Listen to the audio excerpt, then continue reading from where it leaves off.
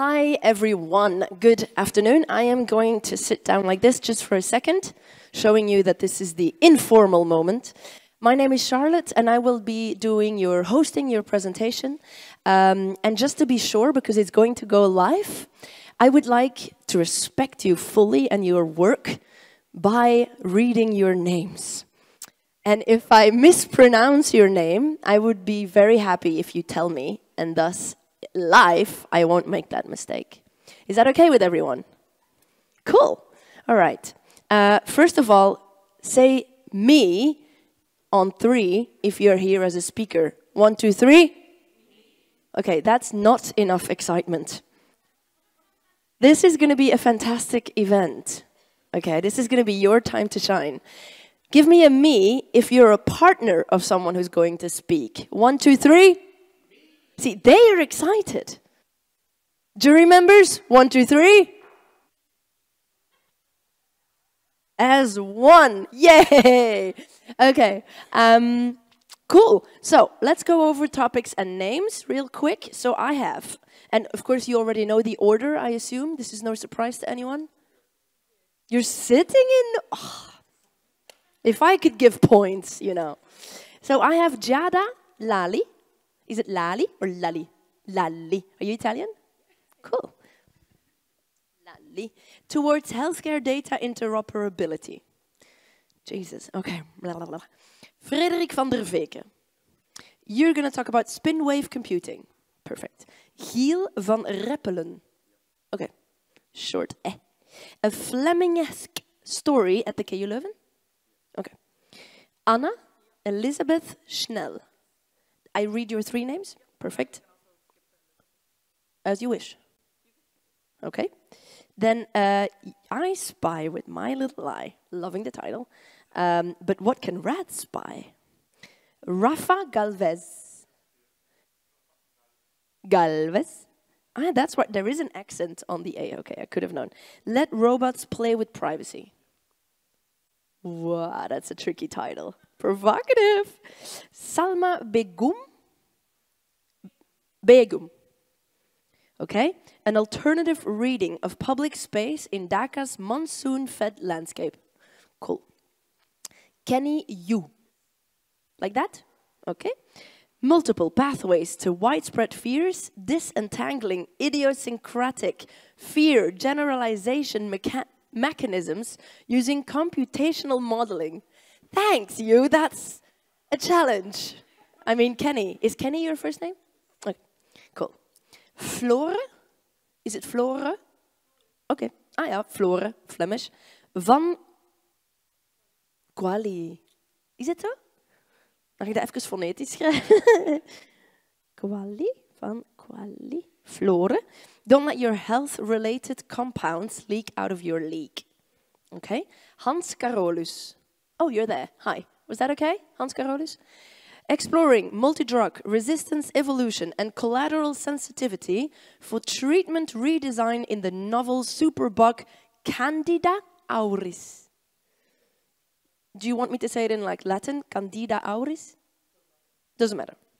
Cool. So far so good, everyone. Alexandra Bogers. Are we saying Bogers or Bogers? Okay, because Bogers in English might not sound too great. So can I do Flemish? Okay. Alexandra Bogers, of Alexandra Bogers. Investigating the use of non-conventional pulse shapes in deep brain stimulation for essential tremor. Okay. Mart Willox. Building a paper bridge between engineering and biology. You good? Perfect. Elisabeth Heremans. The AI that will help you sleep. I can read that, okay. Laura van Duffel. A new position on life after prison. Cool. Alex Bunaudière. Is it French? So I will say Alex Bunaudière. And it is business models for repair. Okay. And then I have Astrid van Wilder. Okay. Observational study of trends and variation in patient outcomes across Belgian hospitals. Okay, sounds good. Everybody happy? Cool. Thank you for your patience. I'm going to look at the organization. Natalie, you're there. What do you think? Is there anything you'd like to say to everyone? We're going to give you a handheld mic. I don't know if you know that. So it's going to be handheld. Sometimes it's headset. It's going to be ready. Jonas, I'm looking at you. It's going to be lying over there. Oh, you're going to be presented your microphone. I'm going to start with a little introduction for the people at home so they know what's about to happen, and maybe introduce the jury members as well. There's no camera on the jury, is there? There is. Look good. Yeah, see, they didn't know that. Yep. Fix your hair, now you can. Okay, so I'm going to do a little introduction, and I'm just quickly going to check how this goes. So, I have, which camera, if I want to talk to the people at home, which camera do I use? Middle one? Yep. Oh, this one, right one. Okay, perfect. So this is interesting for you as well, right? If you want to look at the camera, it's the one on the right. And as I have been told, there is also a clock at your disposal that you can see here. And I guess the audience can see it on this screen in the corner. It's going to stay there, the clock? Waiting for a thumbs up. The clock is not going to stay there in the corner. Can we see what it looks like while they're talking? Okay, so it is going to stay in the corner for the people up here. It is important to keep an eye on timing, because if you go over 3 minutes, you are disqualified. Bum, bum, bum.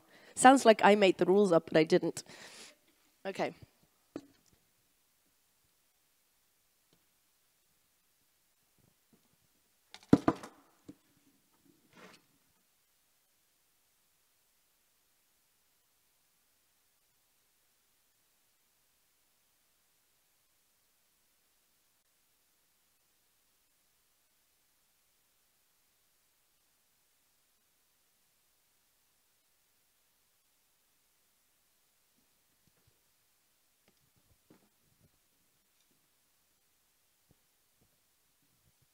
Looking at the tag, can I get a thumbs up if you guys are ready?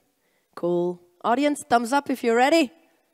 Oh, and I get smiles even. Woohoo, that's good, that's good. Everyone in the back, ready? Give me your thumbs up. Awesome. Good, there we go.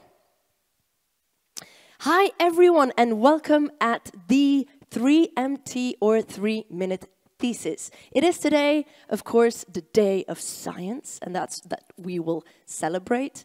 Unfortunately, it is also the moment that Belgium is playing Morocco in the World Championships, but you made the right choice of being here and choosing science over sports.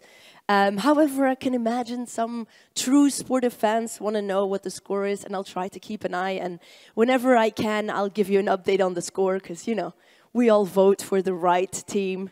I'm not going to say which one that is. There's going to be 15 candidates, 15 researchers that are sitting here in front of me, and the 15 researchers will each present their research, their thesis project, in one slide. They're going to show you one slide, and they will talk about their research for 3 minutes straight. If they go over 3 minutes, they will be disqualified. But since they're all rehearsed speakers, none of them will pass the 3-minute clock. Just checking. They all know what I'm talking about. They're going to go one right after the other, doing their 3 minutes, but after each 3 minutes, there's going to be questions. It might be 2, 3, maximum 4 questions asked by the jury. And let me just focus on the jury for 1 second. 3 beautiful faces staring at me, and let me introduce them to you, the audience and the people at home watching. So first we have Thomas Kokolios. Thomas is a lecturer at the Institute of Nuclear and Radiation Physics, and he makes the link between nuclear physics and the medical world. We have Bert Oben, Professor Multimodality, Interaction and Discourse, and Communications Specialist. And then we have Lynn Sevens, a very interesting lady, because she is the former winner of the Falling Walls Lab, similar concept, similar contest, and actually more than just winner, she is involved in science communication in every way, I've been told. And because this contest really focuses on understandability, I think communications, we have 2 out of 3 communication specialists who will really look at how understandable are you. Understandable to any audience, to everyone here in the room, meaning people also outside your field of expertise. That's the goal. That's what we want to see. After everyone has been, there'll be a 15-minute break. This will be around 2 o'clock. And at 2:15, we will come back to you and tell you who won this competition. Why would you want to win this competition, you ask? Well, the prize for the winning candidate is, of course, that you will be sent to the international competition. You will present Belgium in an international 3MT competition, and the 3 best of that competition will be sent to the University of Cologne to give their pitch in the finale. And this is in April 2023, and your video will be sent in March 2023. Okay, timeline. However, if you win today, because March and April is quite far, you also get a prize today, and it will be a coupon for books. You're all researchers, you love books, must be so. So that's your prize of today. Let me check if I've said everything. Tack, tack, tack. I said what is expected of you, the 3 minutes. I told the jury you only get 2 to 4 questions. Yes, I will contain you. And your questions can be about anything that you wonder about the research, but know that the main focus lies on understandability to any audience. I'm going to look at everyone. Jury, are you ready? Perfect. Speakers, are you ready? Awesome. Then I'm going to give the word to our first speaker, and her name is Jada Lalli, and she will speak about, the title is Towards Healthcare Data Interoperability. Let's give a big hands up for Jada.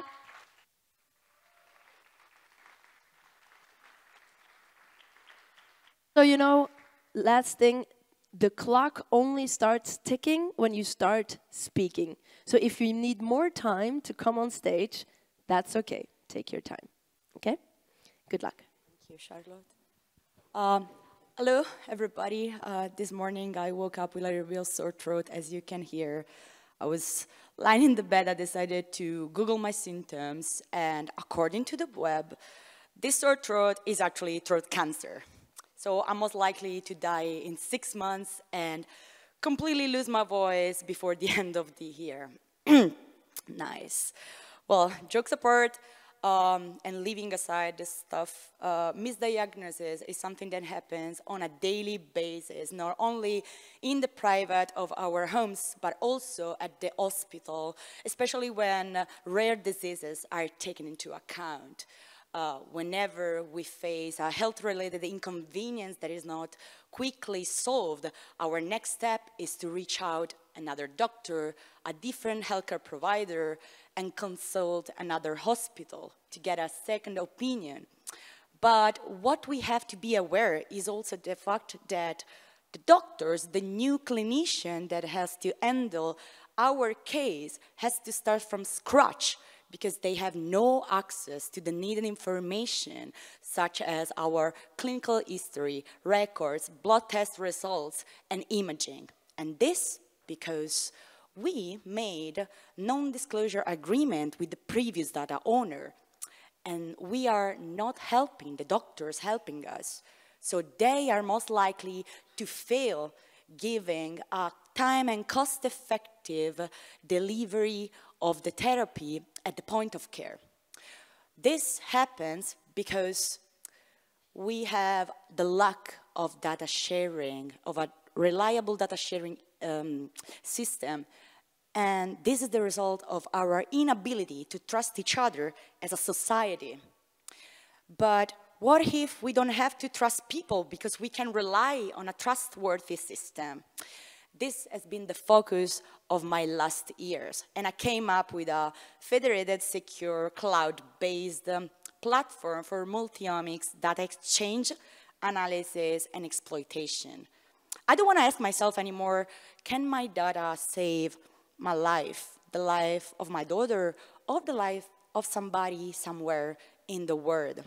I want to be sure that this can happen. So we don't want to be failed by the healthcare system and by the society, and we should not fail each other in order to do so, to live.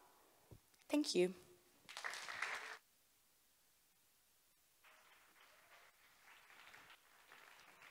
All right, let's hear it from the jury members. They're actively writing your voice. It's okay, it's cancer, don't worry. Thank you, I have a justification for this. I'm just gonna check, can you give me a sign if you want to ask a question? Yep, go for it. Hi, does your research focus on the Belgian healthcare system, or is it like a universal thing you are looking to develop with your research? I am a Marie Curie fellow and I'm collaborating with 2 universities here in Belgium. So yes, it's like based on the Belgian healthcare, but I also have a collaboration with the University of Luxembourg, which makes this a little bit more international. And I've spent 1 year in London, also with corporates. So I'm looking into, you know, Belgium now, but I want to extend this, and I have the chance. Interesting. Bert? I was wondering, brilliant data set or a data repository, how do you convince people to actually use it?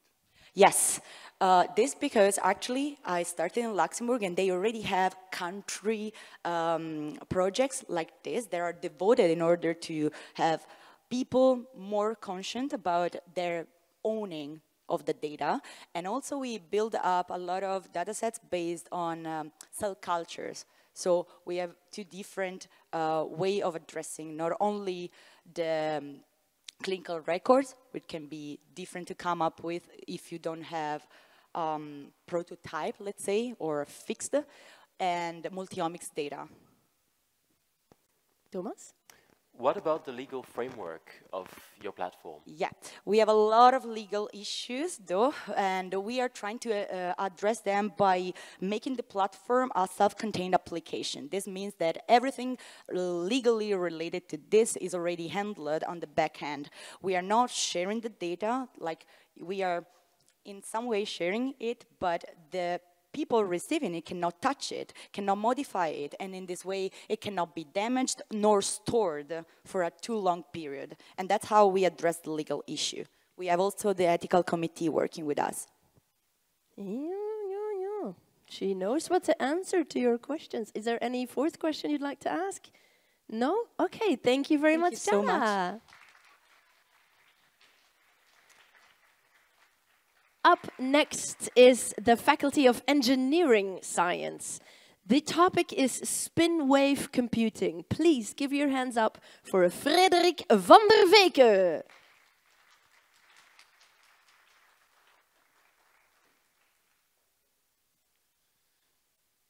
It happened to all of us. We were watching a video on our phone and then suddenly our phone turns off because of an empty battery.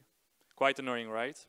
Well, inside our phone, there are millions of very tiny switches that are changing the electrical signals between zeros and ones 1 billion times in a second. And this electrical switching is the computing that our phones and laptops are doing all the time. And the reason that our battery discharges that quickly is attributed to these switches, because you can see the switches as very tiny energy monsters that eat huge amounts of energy from our batteries. And this is obviously not what we want.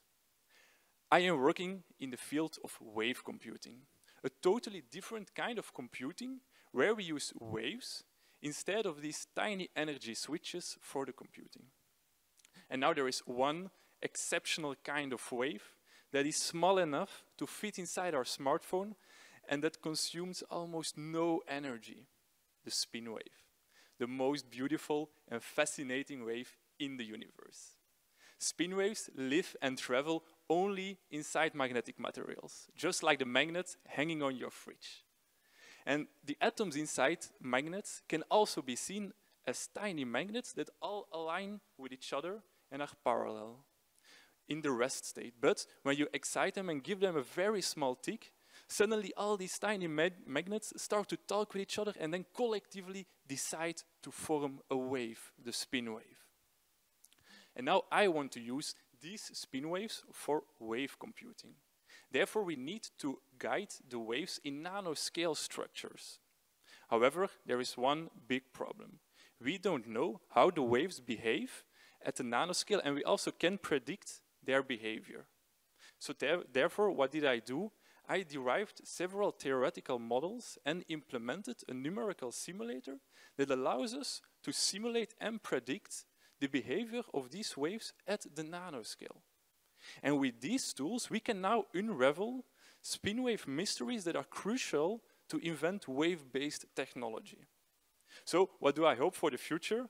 In the future, I hope that we can replace these tiny energy switches with our wave computing technology, and then we will never, ever have to worry about our batteries anymore. Thank you.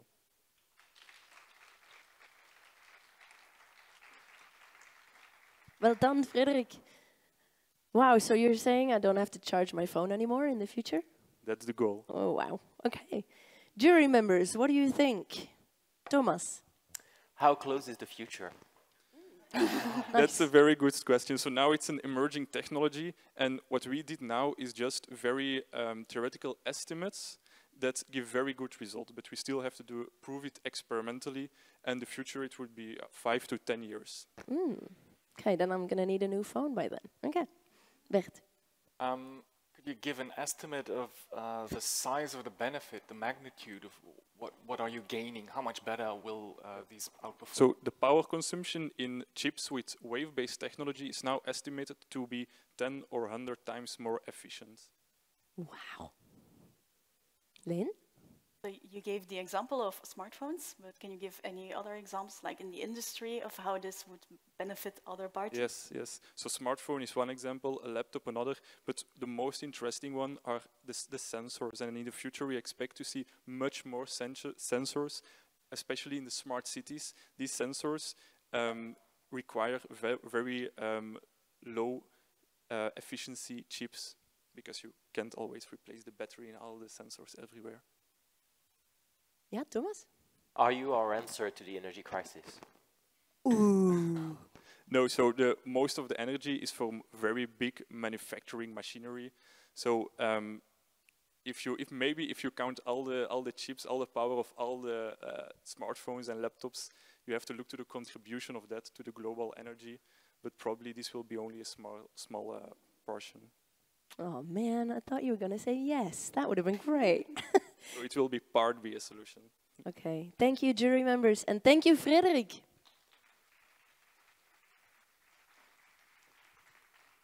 Next is the Department of Biology, a Fleming-esque story at the KU Leuven by Giel van Reppelen. Good luck, Giel. Hi everyone. Let me just take you back to 1928 when Alexander Fleming first discovered penicillin just by accident. And that was the first antimicrobial drug available to the world. Now, how did he do this? Well, he was trying to grow bacteria on his plate, but the mold contamination just visibly stopped them from growing. Now, we are almost 100 years later, and our lab didn't really want to leave this up to chance. So we actively started looking for rare and unknown species in the Belgian soil and start screening them to see if some of them would produce something interesting against our primary pathogen, Candida albicans. Now, Candida albicans is a yeast that can cause serious infection in humans. We tested around 18,000 different cultures and ended up with the little guy you see in the middle of the plate that was able to not only kill or target a yeast, Candida albicans, but apparently also was able to kill bacterial cells. This was quite interesting. Now, the issue was, our little mold friend here didn't want to grow in liquid conditions at all. And when we tried to sequence it, nobody really had encountered this species before. So we have no idea what we are working with. Now, we needed to find a way to get the activity that we saw on plate into a liquid phase, otherwise we couldn't really test it.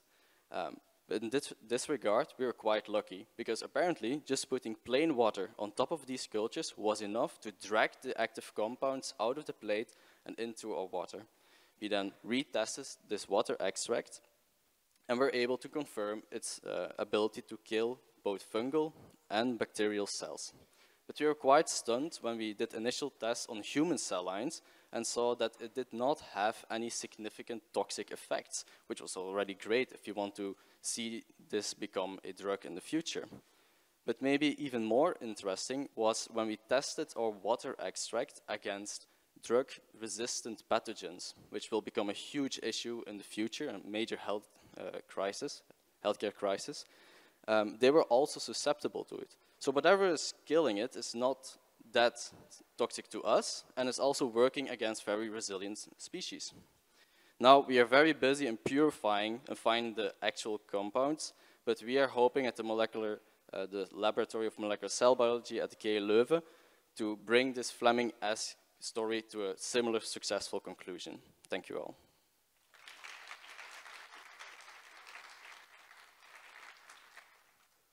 All right, Giel. Mold, eh? Moldy. Jury members. Thomas. Should I start leaking the soil? Please don't. But how likely is it to bring this then to the common folk? I mean, you've been diagnosing it, you've been testing it. How far are we from actually getting it in our real life? Well, there's a big amount of challenges ahead, because now we're still working with a mixture, even though it's a little bit more purified. So we need to find the pure components themselves and then test them. Are they still safe to use? So before it becomes a drug, you're looking at still maybe a decade of work. Okay, Bert. You haven't really talked about the method of looking for the right solution. How transferable would that be to other diseases or bacteria? So how do you find the right solution instead of just finding it by chance? Well, I wouldn't say chance, because we went over 18,000 different cultures to find this little guy. The right solution, you have synthetic ways to develop drugs, or you have to derive them from natural compounds, which is what we are doing here. And if we look at history, the most successful compounds and drugs are all derived, well, most of them are derived from natural compounds. So those are the two major ways of finding novel drugs. Okay. Lynn? How does one examine 18,000 different cultures? Like, how many people are working on this for how many time? So this all started 7 years ago now by the previous student that was making this collection. And he and then a lot of students went through it and started screening this. And then I received a first hit selection. I validated this for a year long together with my students, and that's how we went from 18,000 to one little guy. Wow. Okay, I'm going to say thank you very much, Giel. Next up is the Laboratory of Biological Psychology, I Spy with my little eye. But what can rats spy? Please give it up for Anna Schnell. Anna. I spy with my little eye. I'm sure many of you have played this game before when you were little, or with family or friends, or during a car trip. We at the Laboratory of Biological Psychology are kids at heart and also like to play this game. And we were wondering what happens in the brain when we play this game. To a certain extent, we know this. The human vision system consists of two visual streams. One of those streams is the so-called ventral stream, or the what stream, and this is important for object recognition. You can imagine that this is very important in our daily life. For example, when you're talking to someone and you want to recognize their facial expressions. For people who are born blind and regain their sight after surgery, this is a very difficult task. The human brain is difficult to study experimentally. We can't just open it and look at it to see what's happening, nor can we change it at will. And so, in our lab, we use two model systems where we have those superpowers. A first model that we use is an animal model, and in our case, we use rats. Now, you might wonder why we would use rats, despite them being small and nocturnal animals. I can assure you, rats are very smart, and they can do more and see more than we previously thought.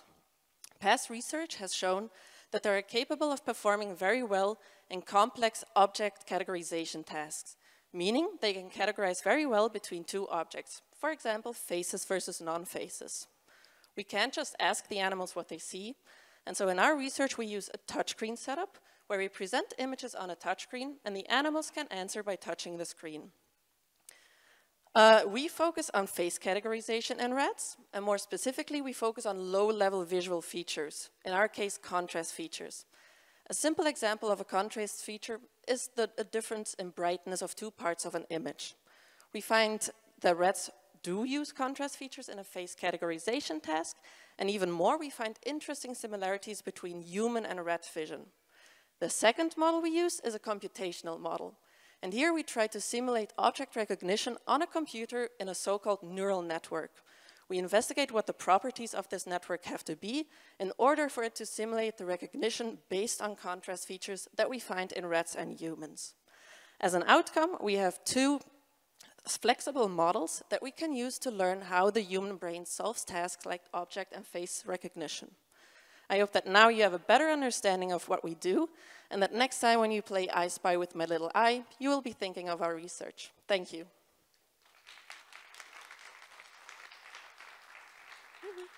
Wonderful. So Anna, do you own any rats? No. Okay. Not anymore. Okay. You sounded so excited about them that maybe, you know. I do love rats, yeah, but we're not allowed to have them as pet if you work with them, unfortunately. Okay, makes sense, makes sense. Lynn? I think it's really cool and cute that these rats are able to touch the screens, and how do they actually answer any prompts? How does an experiment look like? You cannot just ask them a question like, pick the face you like, or... No, indeed. So we first have to shape them. So we have to get them to learn how to use a touchscreen setup, and that usually takes like 2 weeks. So pretty fast, I think. And then they know how to touch the screen, and then as a reward, they get a sugar pellet. So they're really motivated to get those sugar pellets. Because who doesn't love a snack? Bert? You told us there's no way to look inside the brain. What can brain imaging techniques, what don't they teach you that you are able to demonstrate? Brain imaging techniques would be also interesting to use. And that's also something that we're looking into to use in the future. For example, electrophysiology, where we use electrodes to measure the neural activity when the rats, for example, do a face categorization task. Yeah, so that's definitely something for the future. Yeah. How do you validate your computational models? How do you mean, how do we validate them? It's beautiful. I can imagine anything on a computer and that gives me ultimate superpowers, but unless I can relate that to what's actually happening in the real world, it's nothing but a model. So how do you make sure that your model tells you that what's really happening? So that's a thing about deep neural networks or convolutional deep neural networks. So that they are actually based or made for visual experiments or visual tasks. And so from past research, they were validated, and so we know what they do, and we know like the lower layers are for low visual processing, whereas the higher layers are for high visual processing. All right, thank you very much, Anna. Thank you.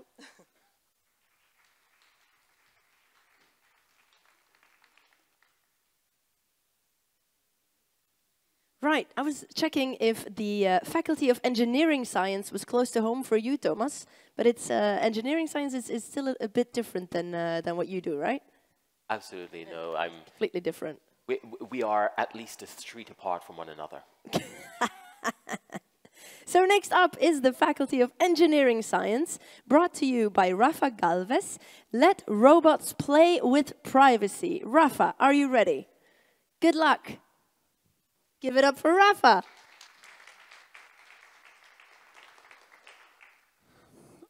I grew up dreaming about robots that would help me at home, doing the laundry, cooking for me, sorting stuff out.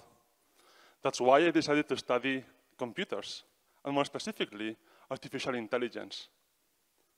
These tasks are complex, and it's very difficult to teach robots how to do them. But even if we succeed to do that, that would not be enough. For them to live with us in our homes, hospitals, or schools, they also need to know how to respect our human rights. I am particularly interested in the right to privacy, as it underpins our democracies and boosts our personal autonomy. In my thesis, I have proposed new methods that help AI respect privacy, and also methods to use AI to help privacy. For example, now we have a methodology to engineer robots, create robots that can not only perform a task, but also respect privacy as they do it, following the same norms we follow when we interact with each other. I have also proposed a new method to evaluate how, in anonymous communication systems, people visit web pages. If we want to know how popular these web pages are without knowing who is visiting them, we can use machine learning techniques that I have proposed to get some numbers. Unfortunately, my dream is still far from being true. There are some tasks at household that we can do with robots, but many of them are still too complex to do them. Privacy is still very far away from our current robots. They don't even know how to respect this privacy. Doing both things at the same time is even more challenging, and they may get into trade-offs between privacy and utility. But hopefully, I have a vision that would allow us to engineer these robots and make them respect privacy in schools and homes. In my vision, we can use privacy technologies together with AI technologies to help each other and create these robots and evaluate real-world privacy systems that we can then use to perform these tasks in a better way in every context we can think of.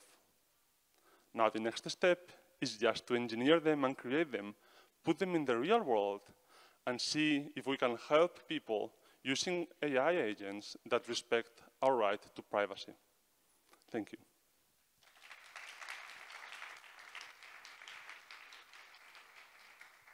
All right, Rafa, so what's your favorite robot to play with? I actually don't own many robots because they don't respect our privacy. But I would like to use robots that can help students learn better. Okay. With automated grading. Okay. That's where privacy would be very important. Cool. All right. I'm looking at Bert first. Yep. I was wondering whether you have any bias or issues with the training data that you would use. Because if you have, closer to my field of expertise, a language model based on chat or forum data, you're building a racist and sexist robot, right? Yeah. What issue would you have with this bias in training data? So, for example, if we want our machines not to break our privacy, they need to understand what is appropriate to use depending on the context we are in, and what data is therefore is possible to use to training. In my thesis, I also proposed a new method that allows us to train without actually looking at the data, using federated learning in ways that you don't even need to share as a user your data. You train your model locally, and then you share this model with other users. So indeed, the training data is one important thing, and we try to minimize it on the one hand, and on the other hand, keep it local, so that nobody else but the user can see it. All right. Thomas, can I come to you? Yes. You talk about, human rights, then you narrow it down for your specific case to respecting privacy. But I find this jump very big. How universal can you train those robots? And how, for example, privacy in Europe and privacy in North America are not the same thing, let alone all around the world. So how do you reconcile your approach with us being one planet? Yeah, so in the methodology I proposed, we will use a theoretical framework proposed by a philosopher and sociologist that claims that privacy is contextual, and that we humans establish how we share our data, depending on with whom are we talking, depending on the principle we are sharing the data from, depending on what's the goal of this context. For example, education is to teach, or in healthcare to promote healthcare. So in order to make robots that respect privacy, you need to collect these norms, not by them learning them, but by us agreeing through a political process on this set of norms, and then putting them into the machine so that the machine just validates that whatever it creates doesn't violate these norms. That's why I said they follow the same norms we follow. Well, actually, my question was the same as Bert's. He That's was okay. first, so I will, I will ask a follow-up question. So I was actually very surprised when you gave your talk that you're from the engineering science department. So I was wondering, are you collaborating actively with, for instance, philosophers on ethics or people from the law faculty for these projects? Yeah, so during my PhD, I have definitely collaborated with philosophers. As I said, the theory that underpins my methodology is from a philosopher. And we talked, I visited, we collaborated, because indeed ethics is not something engineers can decide by themselves. So we ask other people. We also collaborate a lot with CTIP in the law department in order to validate, for example, that their privacy impact assessments would be applicable to this kind of agents. And we teach courses together, so indeed we collaborate. Privacy is a very multidisciplinary field. Okay, thank you very much, Rafa.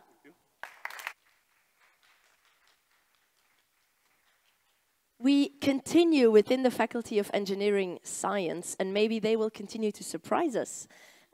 We are going to listen to Salma Begum about an alternative reading of public space in Dhaka's monsoon-fed landscape. Please give it up for Salma.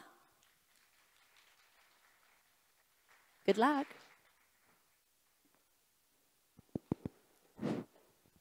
Good afternoon. Allow me to take you on Dhaka's journey from a Venice of East to a rickshaw capital. So it's a monsoon-fed landscape to a highly urbanized city. Let me tell you a story of a fisherman, Abdul, to understand the impact of the world urbanization. As you could read from right to left in the drawing, Abdul has a boathouse where he moves temporarily during the heavy rainfall to catch more fish, and on a regular day, he goes fishing to the river, his wife goes to the paddy field for cultivation. Together, they sell their products in the local markets, which is just next to the water native banyan tree where people also socialize. And in the evening, they also listen to the folk songs. During the Bengali New Year festival, they also go to the fair, especially they enjoy the boat racing. It's a very happy story. But unfortunately, the story ends very badly. One day, they see these big machines filling up all the wetlands, cutting down all the trees, and suddenly, the river is just black. So what happens? No fish, no crops, and no socialization. Our livelihood is lost. Consequently, life, ecosystem, and mental health is under threat. The little threat to ecosystem brings severe environmental crises to the worldwide, such as drought, flooding, and heat island effects. So, if you look at the recent phenomena in Pakistan, the flooding is just a start. Settlements in Delta urgently need to re-engage with the land-water dialogue, which is their essence, and public space, as produced socially, always has been introduced and embedded in these water and land dialogue. So, the river area needs a redefinition of public space from ecological and social perspective, and my research intends to bridge the gap between land, water, and human behavior. Thus, I'm going to make an atlas based on observation of the present practices, reading other maps, and comparing it together with other documents, and then notes from the chats of the communities, and also photograph based on the site visits. And I'm combining 4 different disciplines to do that: architecture, urbanism, geography, and anthropology. Thus, I will come up with 2 different things. One, a better understanding how in a riverine area this sort of public space works. And second, I will propose a design solution which is resilient for the public space that tackle the climate crisis. Thank you very much.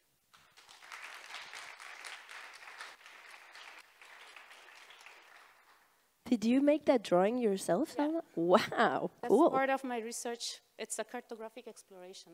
It's beautiful. Thank you. But that's not the point, I guess. Jury members, do you have a more intelligent question to ask? No, they don't want to raise their hand now. Bert, I'm going to start with you. Yeah. I was wondering whether this exercise has already been done for different large rivers. Like, could you learn something from past research, maybe on comparable? Yeah, there have been many research done on many different deltas, like Mekong Delta, and then deltas in Ecuador. So there are different research already have been done, but each delta had different character. So in the Bengal Delta, which is the largest delta in the world, they have like these different 3 alternatively resourced river that comes from Himalayas and then this ocean spillover. So there is a very different context of this geomorphology. And that helps to grow different sort of species. As you know, the muslin, which is the famous cloth in the world, that also used to grow in this riverine area, but now it's lost because of that. Ecosystem is lost. So how it is so important for a settlement also to generate and to produce this sort of public space. So that's why I intended to, focus on this. Thomas? What is your stance between preservation and evolution? Is there a way between preservation, keeping it as it is or was, and evolution and industrialization? Are they mutually exclusive, or can they work hand in hand? I think they can work hand in hand. So let's say if you want to propose something for a riverine context, you don't just need to fill up all the wetlands with the sand.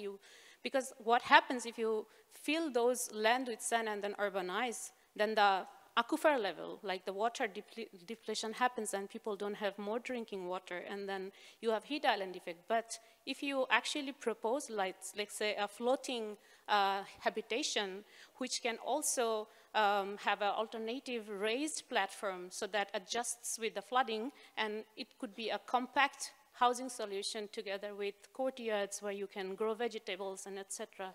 So that perfectly goes with that design intervention. So architecture and ecosystem can, coexist together. Lynn?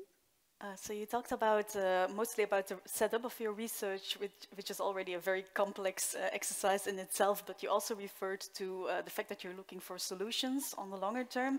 Could you maybe give us a hint or an example of a solution that you are working towards too? Because I know your PhD is still in progress at this point, but do you have any ideas of recommendations you would like to formulate? For now, my recommendation is to follow the traditional ecological practices. So when I was on site, I saw that there are still few traditional practices happen along the river edges. So I would propose to follow those. Let's say, I would say let the water flow, Let's just don't take out everything from that, because water doesn't follow any boundary. So like in the past time, people used to deal with water by digging ponds. So you take out the mud and you make the plinth high and you live on that, and the water is actually, sort of preserves in the small mounds and a small water reservation area. So probably from those practices, we could take inspiration and make some archipelagic concepts to tackle the issue. Yeah, I'm still not finished. It's my final year, though. But No, but it sounds like you're making great progress. Thank you. Thank you so much, Salma.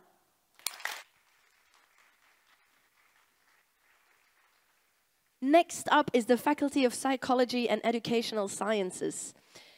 Please follow me as I read the next title. Multiple pathways to widespread fears. Disentangling idiosyncratic fear generalization mechanisms using computational modeling. There is one person who can read this faster than I can, and his name is Kenny Yu. Good luck, Kenny. I want to start with a childhood story of my brother and I. When we were children, our next-door neighbor had an irritatory dog who would bark angrily whenever we passed by. He also had a killer-like looks, which made my brother and I think he was going to kill and eat us in the next second. We were really afraid of him. We began to panic whenever we saw a dog on the street after this traumatic experience with this evil dog. My grandma was really frustrated by this. "Grow up and be a man. Dogs are our friends," she always said that. One day on the street, I saw 3 dogs in front of me. I was about to turn around and run away, but my brother stopped me and he said, "Hey, these are 3 cute dogs. Why running?" My grandma, She was really proud and believed this is all her efforts to make my brother a real brave man. But apparently that was not the reason. Guess what really changed my brother? It was the glasses. So the real story was, my brother, he played too much video games. And he was heavily short-sighted, and he cannot really see a difference between the cute dog on the street and the evil dog in our neighbor. That's the reason why he generalized his fears. As to why I generalized my fears, I still have no ideas. In psychopathology, we have anxiety disorder as a type of mental health condition in which people always feel panic in their daily lives. The problem is, to date, the clinicians have no tools to disentangle the potential different mechanisms that lead to such disorders. So that patients have no way to get individualized treatment. My research is to step back to the cognitive level to investigate how different cognitive mechanisms can contribute differently to how people generalize their fears. To do that, we built a computational model which can identify and disentangle the different mechanisms of such behavior. By applying our model, we can know to what extent my brother and I generalize our fears to the cute dogs is because of poor learning, uncertain perception, or deficit memory. One potential application of our model in the future is to serve as a diagnosis tool for clinicians to develop individualized treatments to different people according to different mechanisms. The main message that we wanted to convey through our research is that we might observe the same fear generalization behavior among different people, but we shouldn't stop here and simply conclude that, oh, they all tend to generalize their fears. We should look deeper into their behavior and ask why. Are there same or different mechanisms that drive to such behaviors? Every behavior is unique and worth to be respected. Thank you.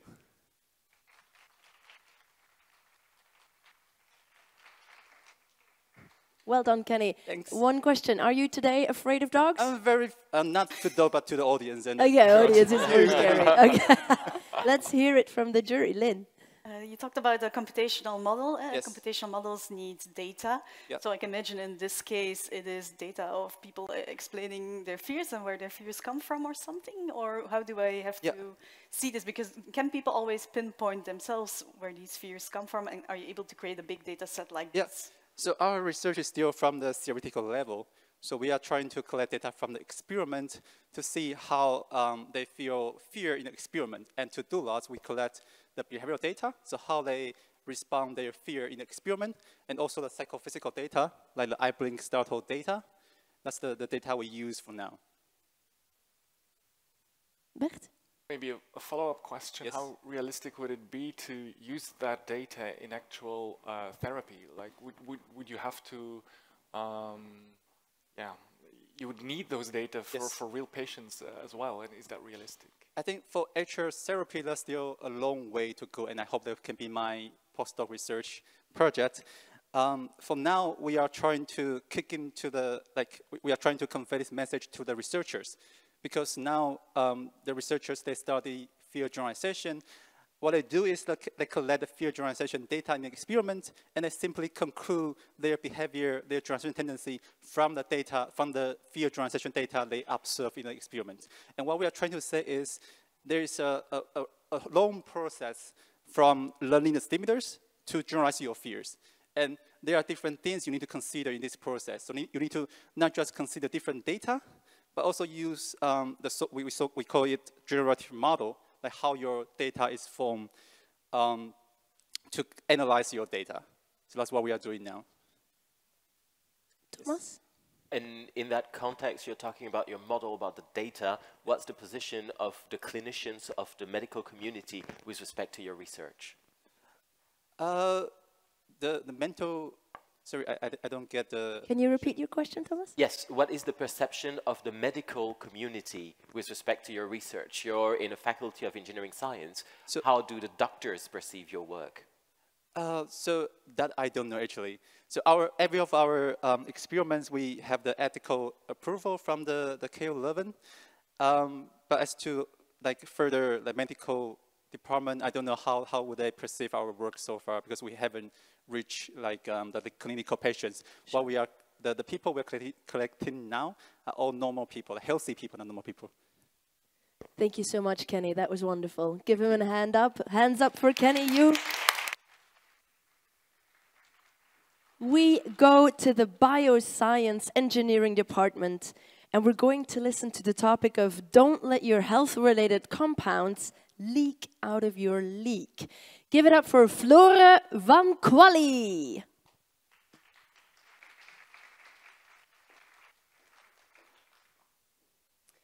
We are urged to consume at least 300 grams of vegetables a day. Only 5% of the human population is actually doing this, which is sad, as vegetables are so important for our health. They are suppliers of numerous health-related compounds. Think of vitamins, fibers, antioxidants. Interestingly, the way we consume vegetables also has an impact on our health. This all has to do with the plant structure. So let's have a look somewhat closer to the plant cell. In the plant cell, some health-related compounds are present in their active form, such as vitamins shown in green, while other compounds are present in their non-active form, shown in red. Fortunately, food processing can help. By disrupting the plant structure, the natural entrapment of the red components can be destroyed, and so they can reach their active form. So in my PhD thesis, I investigate the health potential of green vegetables, such as leek, upon processing, and balance this against the possible losses of already present active forms. So in this research, we look at the complete food processing chain, starting from harvesting to pretreatment, such as cutting, to preservation steps, such as heating or freezing. After storage in the freezer or the fridge, these vegetables are regenerated by cooking, steaming, or microwaving. After consumption, they are digested, which also has an impact on our health. So each step in this chain is critically evaluated, so I can determine how the health-related compounds are activated, retained, or lost. So I can advise not only industry, but also households on how to optimally process the food products. And so we can eat even healthier prepared food products in future. And so we will know how to avoid health-related compounds leaking out of our leak. Thank you.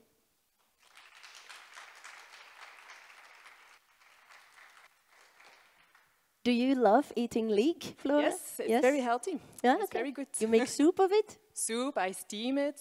Yeah. So that's the tip for the households, yes, to steam it. I Okay. love steaming. Jury.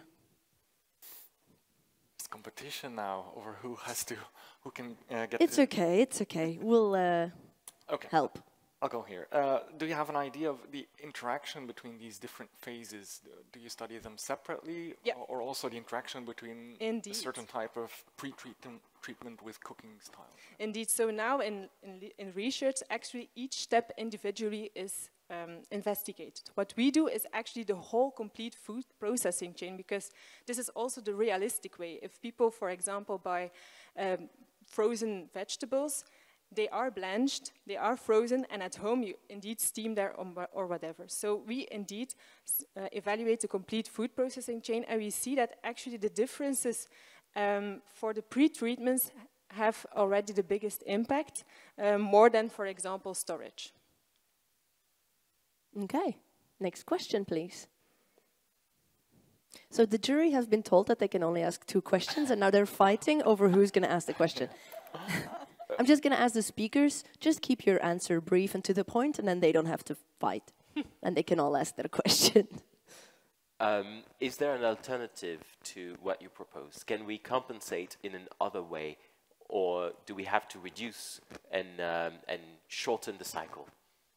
No, because actually some steps can have a contribution to a more healthier vegetable. So vegetables are, of course, healthy, but for example, by processing, you can have even more healthier vegetables than that you just eat them, for example, raw. So it can have a contribution. Do you have a small question, Lynn, to add? I don't want to silence you up. You don't have to. Well, maybe, you were creating more healthy components in our food, but somehow it also looks like you're modifying the food. So how will you convince the general audience that this is actually a healthy process because you're doing things with the food? Mm-hmm. Well, we can, yeah, it's not actually convincing them, but we can have make them aware that, for example, if they cook their vegetables in a large pot of water, that all the components can leak out into the water, while if we steam them, yeah, they are just in the vegetables, so it's kind of just a perception on how to explain it to the consumer. Brief and to the point. Thank you so much, Flore. Thank you. Before we go to the next speaker, I would like you all to take a deep breath in and out. We've been over 8 presentations and we have 6 more to go, so we're over halfway. And I just wanted you to relax, know that we're over halfway. We're going to take a deep breath in, and when you exhale, you're going to say, ah, science. Okay, ready? In. Ah. We smell science in the room. Up next. Up next is the Faculty of Science. Interesting. We have exploring multi-drug resistance evolution and collateral sensitivity for treatment design. Don't silence me, Jonas, come on. For treatment redesign in the novel superbug Candida auris. No one else can explain this better than Hans Carolus.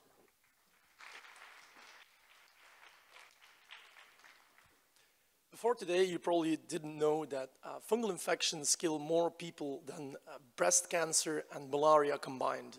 But they do.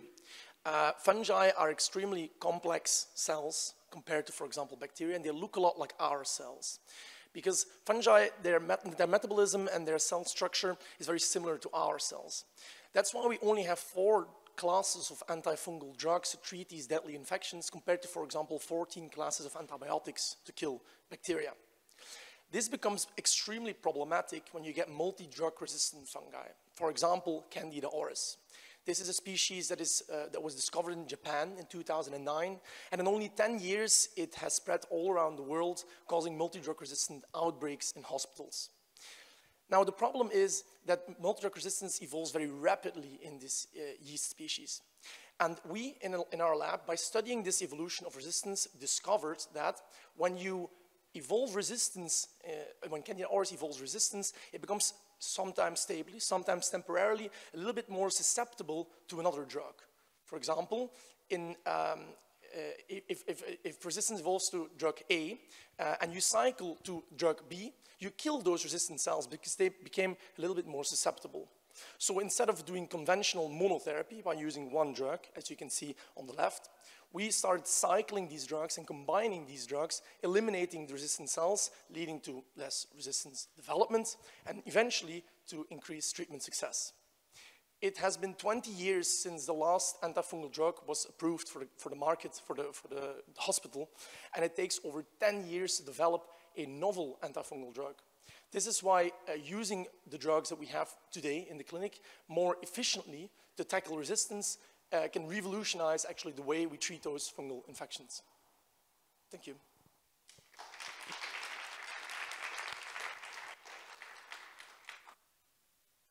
Oh, wow, wow, wow. You look like a fun guy. Got it? Okay. Super lame joke, I am aware. Hey, jury, what's up? Thomas. So you talk also about the spread of Candida auris. Shouldn't there have been ways to try to limit that spread? Because now you're saying how it's become basically an epidemic, and we all know very well how quickly that can go. Should they have done something different? Would you advise something different for the future, or is drug reliance our only option? No, there's definitely hospital hygiene is also something that's studied a lot for Candida auris, because they've seen that basic hospital hygiene can prevent, for example, an outbreak in a hospital. But it's very tricky because those yeasts are they stay alive for a long time, for example, compared to a virus. It will remain on your door handle for a month and then still can reinfect. So it's very tricky, but that's a way to fight it. Yeah. Yep. I was wondering whether there are any risks of long-term issues with resistance in general with the method that you are proposing here. Long-term risks? What do you mean? Yeah, of resistance in general, resistance issue that you... Yeah, but this is one of the biggest threats to humankind in 2050. But do you see any, the method that you are proposing, do you still see any risks that on the long term? If we do it your way for 50 years, do new issues arise? There is definitely a need for novel drugs too, and a lot of people are working on that at the same time. But this is like what we have today. We have only very limited options. So both long-term and short-term, they should being used optimally instead of what they do now, how they use it now. Okay. Lynn? So when you say that this method speeds up the process, what should I understand by that? What is speeding up? Like not 10 years, but would it be like 5 years or? No, this can be readily applicable. So I also talk to several clinicians, and today when a patient is diagnosed with a systemic infection, there is some standard treatment guidelines, but from the moment resistance arises, the clinicians are free to use whatever. And they basically told me that if you can prove that this works in vitro and in vivo, so in mice, for example, as preclinical data, clinicians would readily try it out if they are treating a patient that has a resistant infection. Okay, thank you, Hans. Excuse my previous counting. I said we had 6 to go, but we had 7 to go. Now we have 6 to go. Next up is the Department of Neurosciences, investigating the use of non-conventional pulse shapes in deep brain stimulation for essential tremor. Speaking for you is Alexandra Bogers. Success.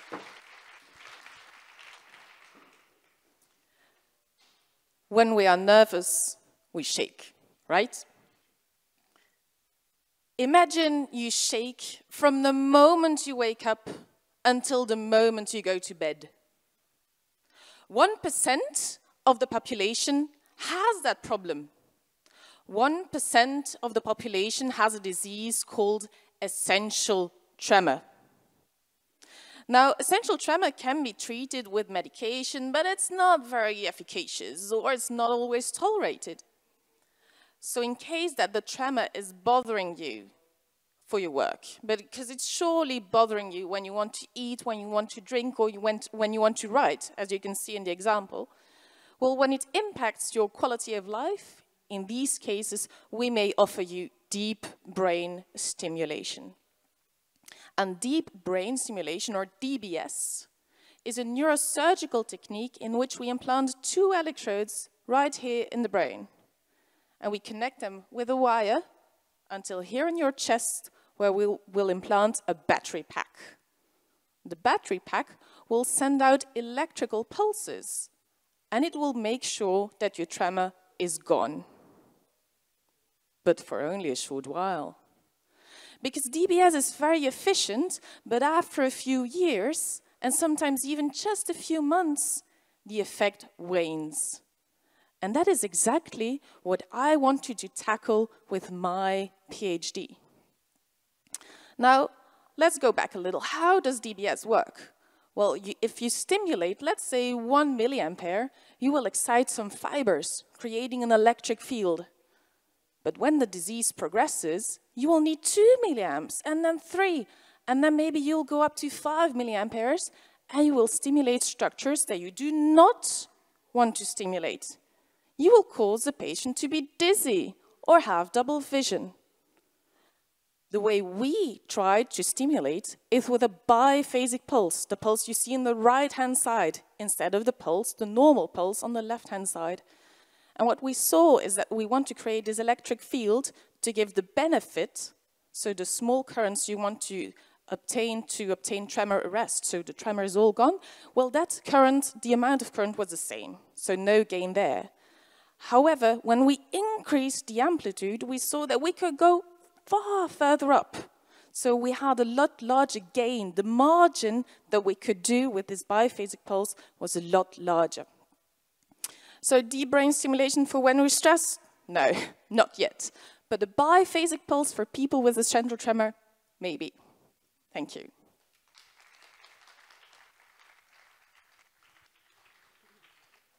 Did you shake before this presentation? I did. Anyway, the jury members, do you have a question for her? Thomas. Yes, it sounds very exciting for all those people with tremors, and I remember personally colleagues telling me, oh, I cannot install this very tiny piece because I'm just shaking too much, and I had to do it for them. And how far are you from bringing that to actual clinic? Because it seems the device exists, it's just a software update in the end. Exactly. Exactly. So we did this in 11 patients. So we did an acute testing. We did it over 3 hours, 1 week, 3 months. So we're nearly all set for the company, because the intellectual property is owned by the company, for the company to ask EC and FDA approval. Bert? If I recall correctly, you reported an issue with, on the long term, that you had to increase or that the effect wears off. How about your solution? How about the long-term effect? So we tested this up until 3 months, and we saw that there was a benefit up until 3 months. But can I assure you that the effect will still be there after 2 years? No. So before we go to commercialize this product, we should firstly do some more clinical trials in larger cohorts and on the longer term. That result after 3 months is better than the one in the previous method? Yes, yeah. When you say you're going to commercialize it, do you mean it will be widely accessible for all, or will it be will it be an expensive solution for a regular patient? The brain stimulation is reimbursed in Belgium, luckily. And once the company updates its software, there won't be any difference anymore whether or not it has this biphasic or this standardly used pulse. All right. Thank you very much, Alexandra. Thank you. The Faculty of Mechanical Engineering, building a paper bridge between engineering and biology. To speak to you is Mart Willox. Good luck, Mart. Did you know that spiders can really recognize their siblings? Yes, when deciding to gather a hunting party to go hunting, they prefer to choose their own siblings over strange spiders. This and other amazing feats of nature are what biologists find out every single day. Nature is really awesome, you just really have to take a look. So, and what's even more interesting is that all of these organisms have found a way to survive. They did something better, more efficient than their peers. And if we as engineers would be able to have a look into their nodes, we would gain access to an enormous catalog of efficient, sustainable solutions, which we can then implement in our own engineering designs. And this is what bio-inspired design, my research topic, is all about. We try to look at organisms and their strategies, and we try to take the good parts to really transfer them to engineering. However, the big issue is we as engineers are not biologists. So our question really becomes, nature is awesome, but where should we look? And specifically, my research, I use a computer to look at patterns of text into a large number of biological documents, and we go to recognize the hot topics in biology. So, for example, the hot topic of sibling recognition is something that we found by mammals, which we would expect, but also by spiders, which I didn't expect. Now, if we apply this method as well on engineering texts, we are in luck because there are a lot of patent information available. We can generate the hot topics in engineering, link these to the hot topics in biology, and help engineers find interesting organisms for their problem from engineering. And this is what my research was about. I built this system and I validated this. What we saw from a classroom test with master students in engineering design is that the engineers using bio-inspired design, they generated more novel ideas than their peers who didn't use the tool. So nature is awesome and we just have to take a look.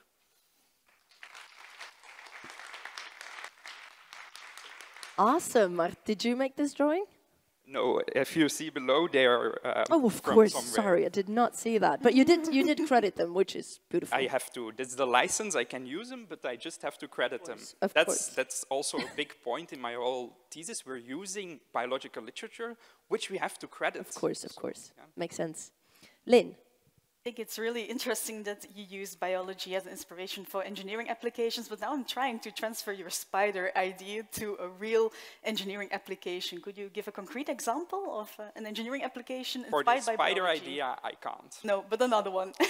So if you look at the drawings here, we can see that the wingtips of the owl, they are upstanding. And in the newer airplanes as well, this makes the planes 10 to 15% more efficient. And we spent an awful lot of engineering capability to find this out, whilst, well, in nature, the example was there, we should have just transferred it. And that's the second example, really is the example where we used the shape of the beak. That really was a bio-inspired design with the Shinkansen high-speed train. So those are the real examples. Bert. Yes, I was wondering what is a hot topic to you? Is it pure frequency based? Is it? So it's we use the word-to-vec. It's word embedding. So we are trying to, yeah. So the saying goes, you can know a word by the company it keeps. So you can look words, they don't exist on their own. They're in a context. We string words together in a long string, and they are together in a context. And so that's why I can't give a direct example. The computer learns these hot topics to represent the biological text and the engineering text in a way that the computer can understand. A lot of number ones and zeros as we've seen before. Okay, I'm going to end it there. Thank you so much, Mart. And from mechanical engineering, we go straight to electrical engineering. The AI that will help you sleep. Give it up for Elisabeth Heremans. Good luck. Do you sometimes suffer from bad sleep? Maybe you do. And maybe you even experience sleep problems quite regularly. But did you know that sleep problems are actually very serious? They can severely deteriorate your mental and your physical well-being, and they can also be early symptoms of very serious diseases like Alzheimer's and Parkinson's disease. So are we doing something about this? Well, not enough. About 1 in 5 adults suffers from a sleep problem, and they are widely underdiagnosed and undertreated. So why is this? Well, if you have a sleep problem and you go to the hospital, you will undergo a sleep study. That means you will lie in a hospital bed, and the nurses will attach you to multiple devices, measuring your brain activity, your heart rate, and many other signals all night long. And once you're nicely tethered, tucked in, and very uncomfortable, they will tell you to sleep. So after a horrible night of sleep, they will analyze all the data they have collected and try to diagnose your sleep problem. So this, of course, well, they try to diagnose your sleep problem, and there are several problems with this. So first of all, it's very uncomfortable for you, but it's also very expensive, and last but not least, you will probably not have slept very well, and so this sleep in a hospital bed is not really representative for your normal sleep. So how can we improve this? Well, more and more companies are building wearable devices to monitor your health outside the hospital. Some of these can even measure your brain activity.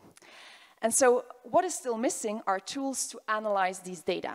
And that's where I come in with my artificial intelligence. So in artificial intelligence, or AI, we teach computers to perform a task. And my goal is to teach my computers to analyze brain signals from wearable devices the same way the doctor would do it, to diagnose your sleep problem. So this AI, of course, needs to have all the qualities of a good doctor. It needs to be reliable, it needs to explain how it comes to a decision, and it needs to constantly learn from new patients. Good news, I've managed to do all of these things, and my AI systems can even read data from wearables better than any doctor. So in 5 to 10 years, my research will help your sleep problems be diagnosed early on and from the comfort of your own home. And we will have wearables and AI to thank for that. So knowing that I'm working really hard to realize this, I hope you can now sleep on both ears. Thank you. Did you sleep well? Did you sleep well before today? I knew you were going to ask that. Not very well, because I was thinking about a paper. Of course. I always ask short questions related to the topic. I'm looking at the jury, and I'm going to ask one of you to give me a sign for a question. Thomas? So, a brain analyzing wearable is still a very invasive medium. It is not that comfortable, but wearing a watch is something very, very common. And then it can measure your motion with an accelerometer. It can measure your blood pressure. It can, or your heartbeat. So it can already give you a lot of information by being a lot less invasive and sometimes a lot less costly. So do you think that the brain reading system is going to be common enough, or that we should also consider broadening which omics we Yes, that's a very good question. So we all know the Apple Watches and etc. can already give an estimate of your sleep. However, sleep happens in the brain and not in your heart rate or something. And if you really have a sleep disorder, then probably your heart and your sleep in your brain are not correlated the same way as in a healthy person. So these smartwatch technologies, they assume that things are working well, and so they work well for people who sleep well, but they don't work well for people with serious sleep disorders, which is exactly the people for who we want it to work. So doctors cannot base their conclusions on a smartwatch, and we need to measure brain activity. I was wondering to what extent your solution is a solution to the patient, in the sense that is it only a matter of reporting, yes, there is a problem, or also coming up with a possible solution to the problem? So certain wearables that measure brain activity can even already stimulate and can increase the amount of deep sleep that a person experiences. So there is a combination of measuring and treating at the same time that's possible. Okay, I'm going to end it here. Thank you so much, Elizabeth. Thank you. We take a step away from engineering because we're going to look at the Leuven Institute of Criminology, a new position on life after prison. Give it up for Laura van Duffel. Good luck, Laura. Hello, everyone. Let me start by asking this question first. Who has ever been to prison or visited a prison before?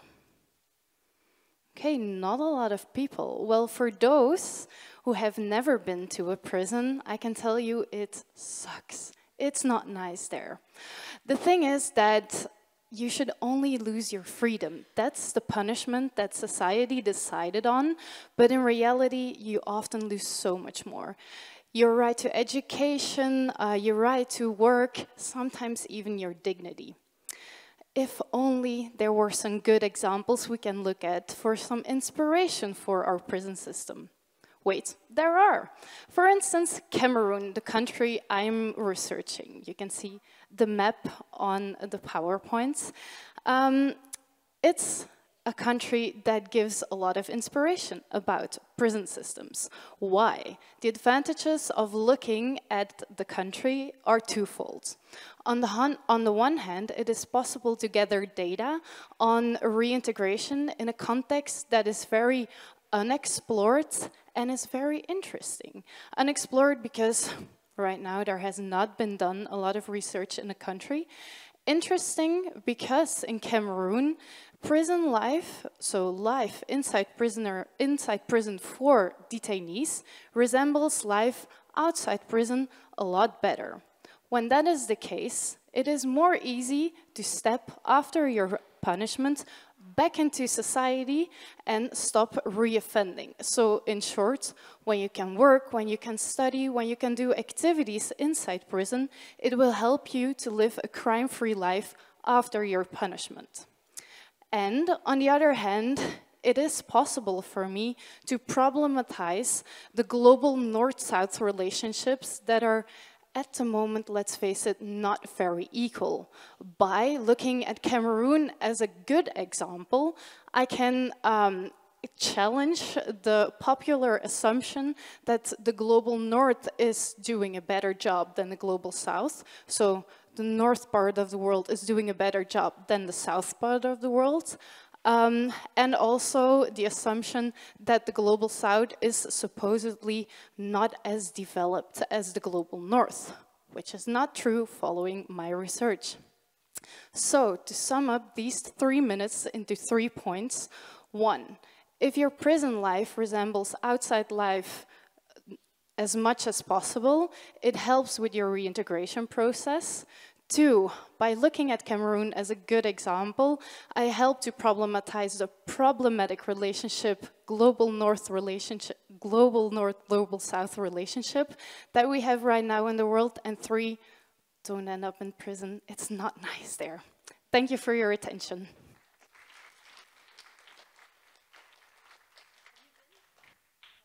Have you been to Cameroon, Laura? Yes. Cool. Yep. How was prison in Cameroon? Sometimes nice, sometimes not at night. It depends. It depends. Lynn? Yeah, sure.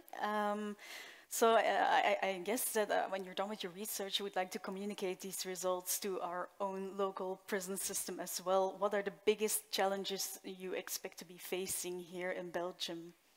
For me now, I think it's the structure of the prisons or the architecture.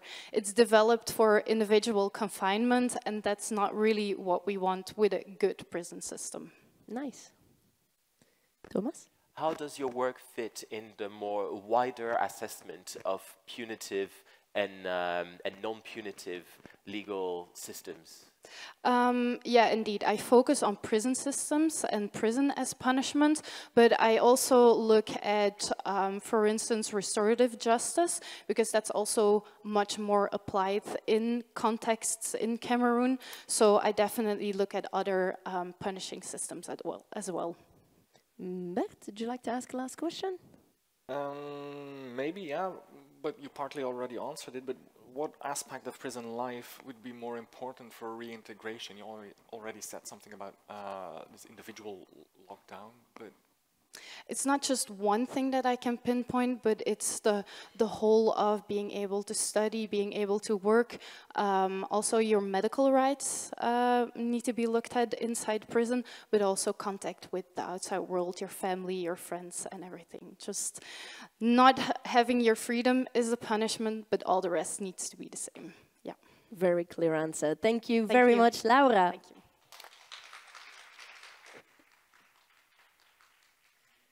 For everyone wondering, yes, it is still 0-0. You are not missing anything.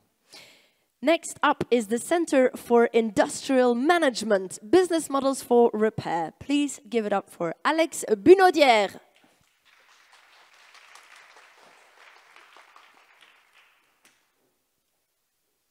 Okay, I have a question for you. Imagine you have a device, an electronic device, that breaks. What would you do with it?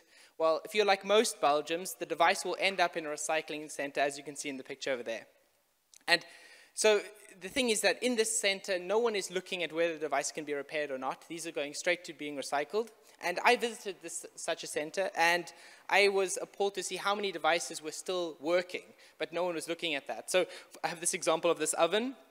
A new price of 1,200 euros, second-hand value of 500 euros, and I tested it and it was working, but because no one was looking at this, it just got crushed in front of me and went to a value of less than 10 euros. So my research is about trying to make repair easier and cheaper and less scary so that people will repair more. Because obviously we're trying to move to a circular economy, but crushing devices that can be easily repaired is not very circular. So I have 3 business models I'll talk about.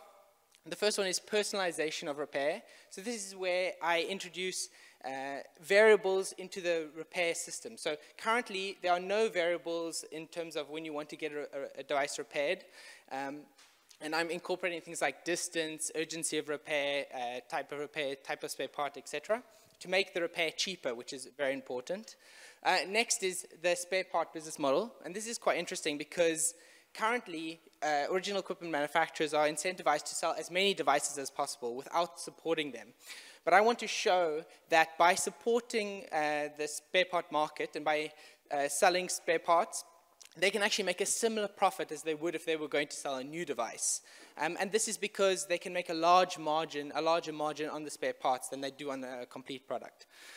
And lastly, I have the idea of this hobby repairer. And this is where I believe that repair is fun and interesting and like a puzzle. And I do a lot of repair myself.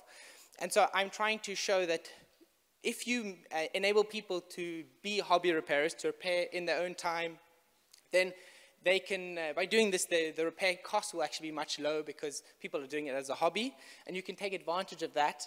And I'm also partnering with a company called Kringmikkel, which some of you might know, the thrift store, to utilize their logistics and storage and device collection, and then partner them with the hobby repairers to increase the overall repair.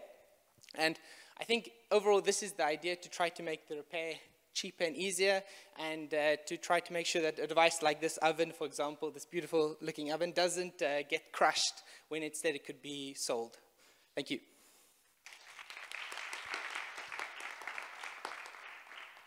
Alex, could you repair my steamer? Just kidding. Yeah, I specialize in like more robotic things. Okay, more robotic things. Hey, and also, where's the accent from? I'm from South Africa. Cool, because Bruno Dier sounded French, and all of a sudden this English came out. French surname, but from South Africa. Wow, okay, sorry. More relevant questions from the jury. Thomas. What's your position on programmed obsolescence, and how does that affect your business model? So obviously that's a big problem, and there's a lot of the times repair won't be possible, and this is part of the problem. But I think through the idea of the spare part business model, to show that in some cases the companies could make money by selling the parts, which a lot of the time is not available. And also, if you make repair cheaper, then more devices will be repaired. But ultimately, some devices will remain unrepairable due to planned obsolescence. Bert? Would the hobby repair model be, say, large enough? Is the network large enough to be a feasible model? Sure. So I forgot to mention that I'm doing all these models in practice as well. So I'm trying to develop them in theory and practice. And for the hobby repair, I'm doing it myself, actually, as a pre-trial. And once I'm finished, I will go over to finding 5 people who are interested in doing this. And I plan to utilize people who are interested in repair cafes, which is also quite a well-established repair market. And there you've got repairers who I believe would be interested in being a hobby repairer, because you could make money as a hobby and as a side business. All right, thank you so much, Alex.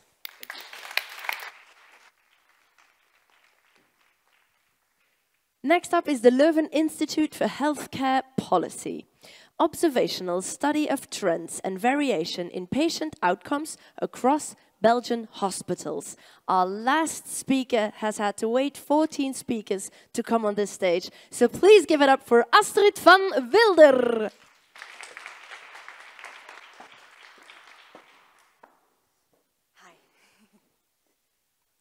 I would like to take you back to 1859, back to when Charles Darwin first published his On the Origin of Species, wherein he discovered that variation is in fact the driving force of our evolution. And today, I would like to talk to you about variation from a completely different perspective. You see, the World Healthcare Organization has asserted that variation in healthcare delivery between different hospitals actually poses one of the largest global healthcare threats today.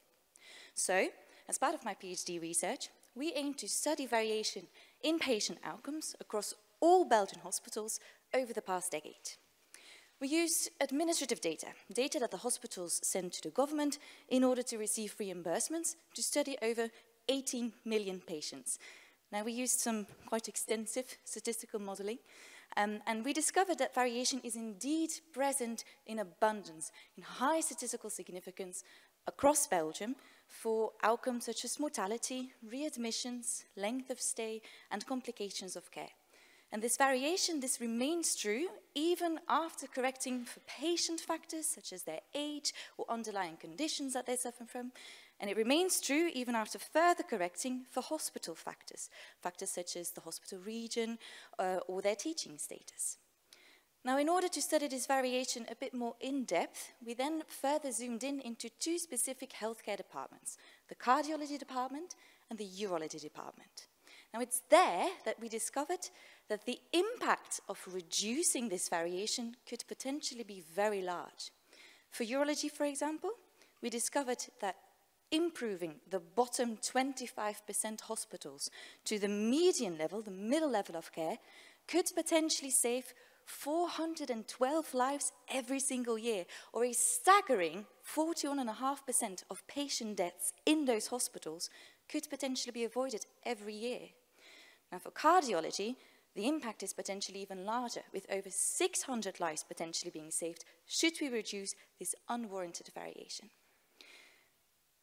Now, it's our goal as researchers to study this variation, that we could again become the driving force of another evolution, an evolution towards better patient care, just like Charles Darwin did, an evolution towards care where every single patient receives the best care regardless of where you're being treated.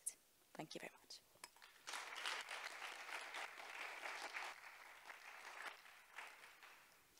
All right, Astrid, where does the motivation for this research come from? Well, everybody wants to receive the best possible care, and I think everybody deserves it, so that's why we're doing this. Beautiful. Lynn? So you talk about reducing this variation between departments or hospitals, but how would you do this concretely, and does it cost a lot of money? Actually, it turns out it doesn't. For urology, for example, we worked with a clinician in the urology department, and it turns out that it's mainly to do with following guidelines that already exist, but some hospitals follow up on them, and then others don't. So just sticking to the guidelines, we could help save patient lives. Thomas? Do you think the common folk should be made aware of those classification? And if I were, could I choose where I go? That's a very good question indeed. And actually, it already exists. I'm not sure you're aware of this website called www.zorgkwaliteit.be. It's actually a public reporting website where you can look at your website of your hospital of choice and see how that hospital is faring in terms of hygiene and things like that. Hospital mortality is also one of those parameters that is being published publicly, so you can look at it. But it's often very hidden away, so I think we really need to work more in order of science communication, which is why we're here today, to actually announce this more towards general public. Would you like a final question, Ben? Oh, well, why not? I was wondering, because you used Darwin as an example. Yes.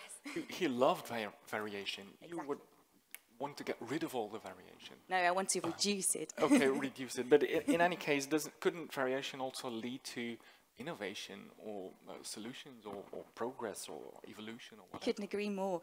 Actually, what we are hoping is we've provided hospitals with feedback reports where they can benchmark their own results. And it's our hope that by seeing their result, which they now finally see for themselves, that they could now learn from the best performers so that the bottom performers move all the way to the top. That's actually our goal, continuous improvement. Yeah. All right, thank you so much, Astrid.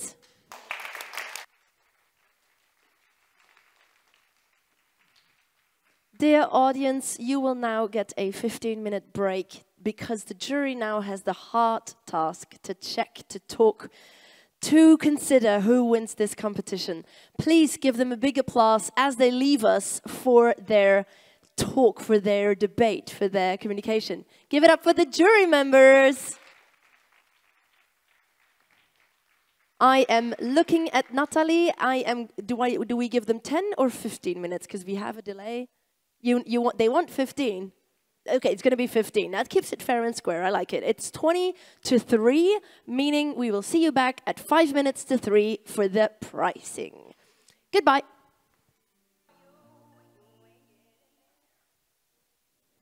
The clock has ticked. Tickety-tock-tock. It's time for the finale. Hi, speakers. Are you still breathing? You're going like... No.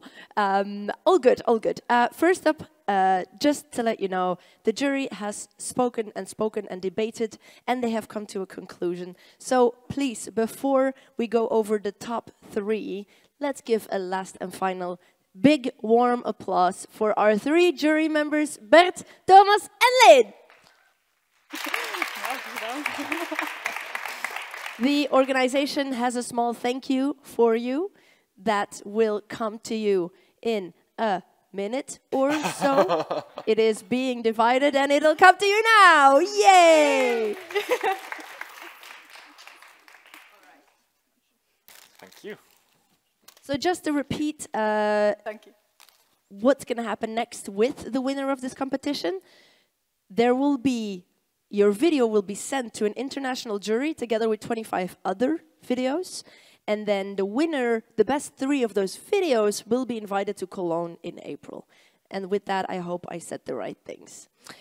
Okay, we're not going to make this longer than need be. We have, or I have in my hands, a top 3 list of finalists. Bronze, I don't want to spoil anything. Bronze goes to the man whose title I shall not repeat, Kenny Yu.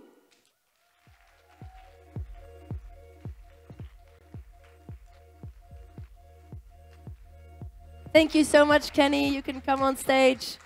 And next to you, we will go to the silver place, the person who just missed winning this competition. I know, isn't it so annoying to be second? Or maybe, you know, it could be fun to be second. It is a lady who studies observational study of trends and variation in patient outcomes across Belgian hospitals. Astrid van Wilder for silver. Come and join us on stage. Thank you, Astrid. And so, it is my honor, for real, my honor for something that is as wonderful as a 3MT, the 3-minute thesis. It is an honor to be allowed to announce the winner. And as I may believe the jury, they really looked at communication and understandability. And this person really jumped out for using body language and for answering the questions calmly and easily and clearly. The winner of the 3MT today is Alexandra Bogers, investigating the use of non-conventional pulse shapes in deep brain stimulation for essential tremor. Alexandra Bogers, please join us on stage. We have our top 3. I'm quickly going to pass the mic to you, if I may, and ask, are you ready to present us internationally? Yes, I will. Wow, Whoa, thank hey. you. Wow, yeah, quite a bit. How's the tremor going? Badly, unexpectedly badly. Do you want to share anything with the audience here, with the jury, with people at home? It's an honor to be here. Thank you very much. And I actually loved the exercise very much because it was a challenge to, in very simple words, be able to bring the message. And I think we should do this more often and have this in our curriculum because science communication is so important.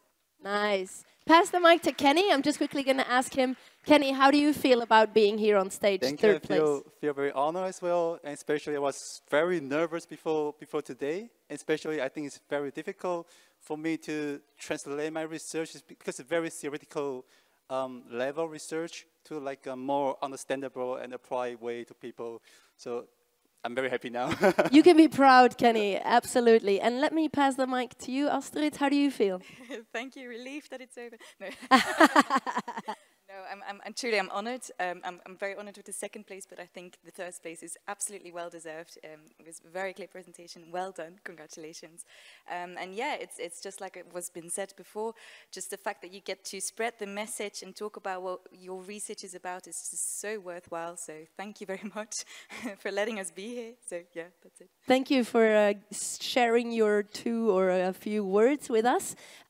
You are going to receive a coupon for books in the Standaard Boekhandel for €50. There you go, that's your prize for today. And then you will get to represent us internationally in the competition. I don't think you have to do anything for that because your video will be sent, if I get it correctly. People are nodding. And then if you win from 26 universities, you'll go to Cologne. Are you up for that? Okay, I'm gonna ask you guys to stay on stage. In a minute, I'm gonna ask all the speakers to come on stage because we're gonna have a picture with everyone together and the jury members all together. The last things I am due to say are that we have the Falling Walls Lab. Falling Walls Lab, I think is the full title, is a similar competition, and you can subscribe to that in February already, and it's bound to be on March 22nd. So if you want to do this again, and if you want to try again, please sign up for that competition. I've been there myself, and it's equally great and enjoyable. So thank you jury members, thank you people in the audience for being so supportive, and thank you speakers, and hopefully see you soon. Goodbye.